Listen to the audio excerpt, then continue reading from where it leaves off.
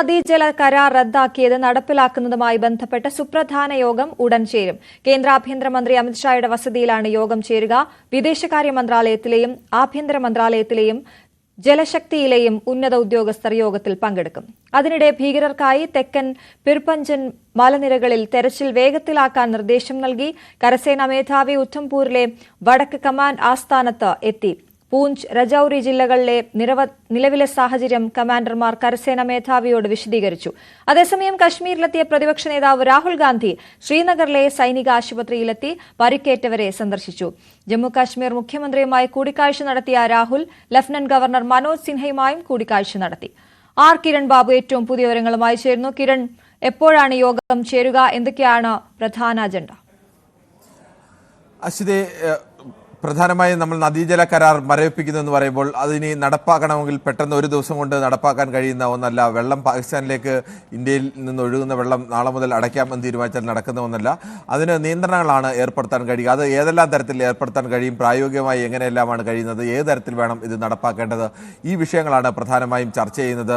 ഈ പാകിസ്ഥാനിലേക്ക് ഒഴുകുന്ന മൂന്ന് പടിഞ്ഞാറൻ നദികളും പ്രധാനമായും ഏതെങ്കിലും വലിയ അണക്കെട്ടുകൾ ഒന്നും ഉള്ള നദികളല്ല. അത് ഒരു തരത്തിൽ വെള്ളത്തെ നിയന്ത്രിക്കുന്നതിനൊക്കെ അത്തരത്തിലുള്ള പ്രായോഗിക പ്രയാസങ്ങളൊക്കെ ഉണ്ട്. നിലവിലെ സംവിധാനങ്ങൾ ഉപയോഗിച്ചിട്ടുണ്ട്. അല്ലെങ്കിൽ വലിയ അണക്കെട്ടുകളൊക്കെ ഇനി നിർമ്മിക്കേണ്ടി വരും. അത് ഒരു പെട്ടെന്ന് നടക്കുന്ന ഒന്നല്ല, കാലങ്ങളെടുക്കും. പ്രത്യേകിച്ച് അവിടുത്തെ ആ ഭൂപ്രകൃതിയിലൊക്കെ അണക്കെട്ടുകളൊക്കെ നിർമ്മിക്കുന്നതിന് നിലവിലെ സാഹചര്യം വെച്ച് ഏതെല്ലാം തരത്തിൽ ജലം നിയന്ത്രിക്കാൻ കഴിയും, അതിനെന്തെല്ലാം സംവിധാനങ്ങൾ ഉടൻ ചെയ്യാൻ കഴിയും, ഇത്തരം കാര്യങ്ങളാണ് പ്രധാനമായും ഈ യോഗം ചർച്ച ചെയ്യുന്നത്. ഇന്ത്യ അങ്ങനെ ഒരു കരാർ മരവിപ്പിക്കൽ, സിന്ധു നദീജല കരാർ മരവിപ്പിക്കൽ തീരുമാനം എടുത്തു കഴിഞ്ഞു.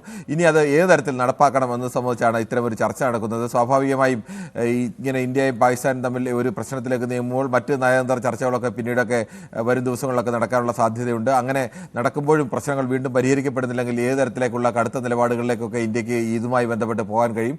അത്തരം വിഷയങ്ങളാണ്, അതിൻ്റെ സാങ്കേതിക വിഷയങ്ങളടക്കം പ്രായോഗിക വിഷയങ്ങളടക്കം ചർച്ച ചെയ്ത് മാത്രമേ തീരുമാനിക്കാൻ കഴിയൂ. അത്തരം വിഷയങ്ങളാണ് കേന്ദ്ര ആഭ്യന്തരമന്ത്രി അമിത്ഷായുടെ നേതൃത്വത്തിൽ ഈ വകുപ്പുകളുടെയൊക്കെ ഉന്നത ഉദ്യോഗസ്ഥരുമായി ഇപ്പോൾ ചർച്ച നടക്കുന്നത്. അതോടൊപ്പം തന്നെ മറ്റൊരു പ്രധാനപ്പെട്ട വിഷയം, പ്രതിപക്ഷ നേതാവ് രാഹുൽ ഗാന്ധി ഇന്നിപ്പോൾ കശ്മീർ സന്ദർശിച്ചിരുന്നു. അദ്ദേഹം പൽഗാമിലെ ആശുപത്രിയിലെത്തി, സൈനിക ആശുപത്രിയിലെത്തി അവിടെ പരിക്കേറ്റ് ചികിത്സയിൽ കഴിയുന്ന ആളുകളെ സന്ദർശിച്ചു. അതിനുശേഷം കശ്മീർ മുഖ്യമന്ത്രി ഒമർ അബ്ദുള്ളയുമായി അദ്ദേഹം ചർച്ച നടത്തി. കശ്മീരിൽ ലഫ്റ്റനന്റ് ഗവർണർ മനോജ് സിൻഹയുമായും അദ്ദേഹം ചർച്ച നടത്തുന്നുണ്ട്. എന്തായാലും ഇന്ത്യയും അതിശക്തമായ രീതിയിൽ തന്നെ അതിർത്തി മേഖലയിലെല്ലാം കൂടുതൽ ജാഗ്രത ശക്തമാക്കിക്കൊണ്ട് അതിർത്തി മേഖലയിലടക്കം തിരിച്ചടി ശക്തമാക്കാനുള്ള നീക്കങ്ങളിലേക്ക് ഇന്ത്യയും കൂടുതൽ ശക്തമായി തന്നെ നീങ്ങുകയാണ്. ഇതിൻ്റെ ഇടയിൽ പാകിസ്ഥാന്റെ ഭാഗത്തു നിന്ന്, പാകിസ്ഥാന്റെ പ്രതിരോധ മന്ത്രിയുടെ അടക്കം ഭാഗത്തു നിന്ന്, ഉപപ്രധാനമന്ത്രിയുടെ ഭാഗത്തു നിന്നടക്കം ചില ഇന്ത്യ പ്രകോപനപരമായ നിലപാടുകളും വന്നിട്ടുണ്ട്.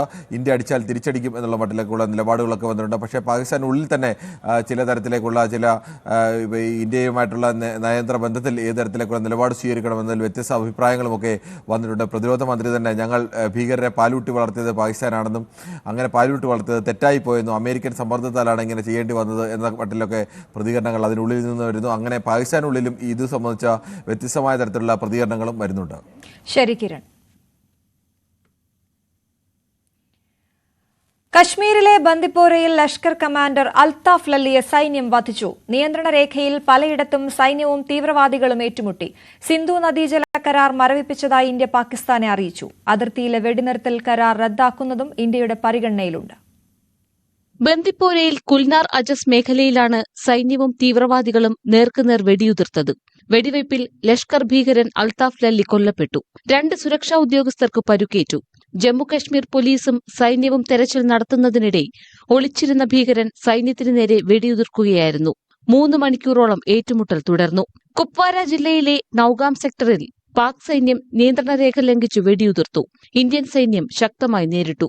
നയതന്ത്ര തിരിച്ചടികൾക്ക് പിന്നാലെ പാകിസ്ഥാൻ പ്രകോപനം തുടരുകയാണ്. പാകിസ്ഥാനുമായി അതിർത്തി പങ്കിടുന്ന പ്രദേശങ്ങൾ അതീവ ജാഗ്രതയിലാണ്.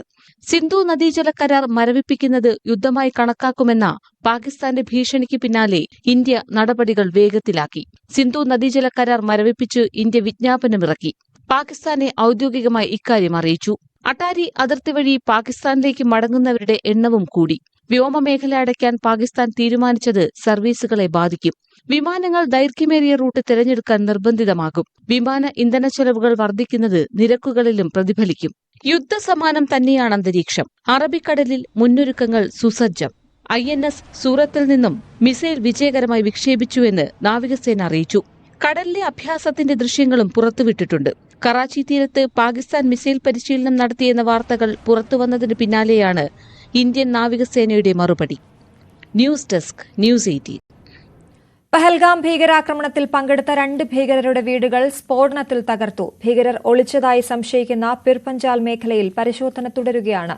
സുരക്ഷാ അവലോകനത്തിന് കരസേനാ മേധാവി കശ്മീരിലെത്തി.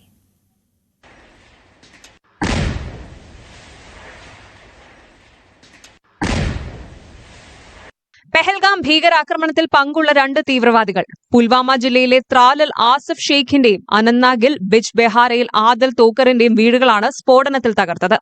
ഭീകരാക്രമണത്തിന് പിന്നാലെ ഇവർ വീടുകളിൽ നിന്ന് മാറിയിരുന്നു. ഇരുവരും ലഷ്കർ ഇ തോയ്ബയുമായി ബന്ധം പുലർത്തിയിരുന്നതായി നേരത്തെ തന്നെ സൂചന ലഭിച്ചിരുന്നു. വീടുകളിൽ സ്ഫോടക വസ്തുക്കൾ സൂക്ഷിച്ചിരുന്നതായി സുരക്ഷാ സേന അറിയിച്ചു. ലഷ്കറിനൊപ്പം മറ്റ് ഭീകര സംഘടനകളുടെ സഹായവും ഇവർക്ക് ലഭിച്ചിരുന്നു. പിർപഞ്ചാൽ മേഖലയിൽ ഭീകരർ ഒളിച്ചിരിക്കുന്നതായി സൂചന ലഭിച്ചതോടെ വ്യാപക പരിശോധന തുടരുകയാണ്. സുരക്ഷാ കാര്യങ്ങൾ അവലോകനം ചെയ്യാൻ സൈനിക മേധാവി ഉപേന്ദ്ര ദ്വിവേദി കാശ്മീരിലെത്തി. സൈനിക കമാൻഡർമാർക്കും മറ്റ് സുരക്ഷാ സേനയിലെ ഉന്നത ഉദ്യോഗസ്ഥരുമായും കൂടിക്കാഴ്ച നടത്തി. കശ്മീരിൽ പരിശോധനകൾ കർശനമാക്കിയിട്ടുണ്ട്. അക്രമികൾ പോലീസ് വേഷത്തിൽ എത്തിയതിനാൽ പലയിടത്തും യൂണിഫോം ധരിച്ചവരെയും പരിശോധിക്കുന്നു. വ്യാജ തിരിച്ചറിയൽ കാർഡിൽ പോണി സർവീസ് നടത്തിയ 2 പേരെ പിടികൂടിയിട്ടുണ്ട്. റേസി ജില്ലയിൽ ശ്രീ മാതാ വൈഷ്ണോദേവി റൂട്ടിൽ നിന്നാണ് ഇവരെ പിടികൂടിയത്. ഇതുവരെ 2000 പേരെ ചോദ്യം ചെയ്തെന്ന് ജമ്മു പോലീസ് അറിയിച്ചു. 2 ഭീകരരുടെ രേഖാചിത്രം കൂടി ജമ്മു പോലീസ് പുറത്തുവിട്ടു. ആക്രമണത്തിന് ദിവസങ്ങൾക്ക് മുൻപ് പാക് അധീന കശ്മീരിൽ ഭീകരർ യോഗം ചേർന്നതായി വിവരം ലഭിച്ചിട്ടുണ്ട്. ന്യൂസ് 18 ഡൽഹി.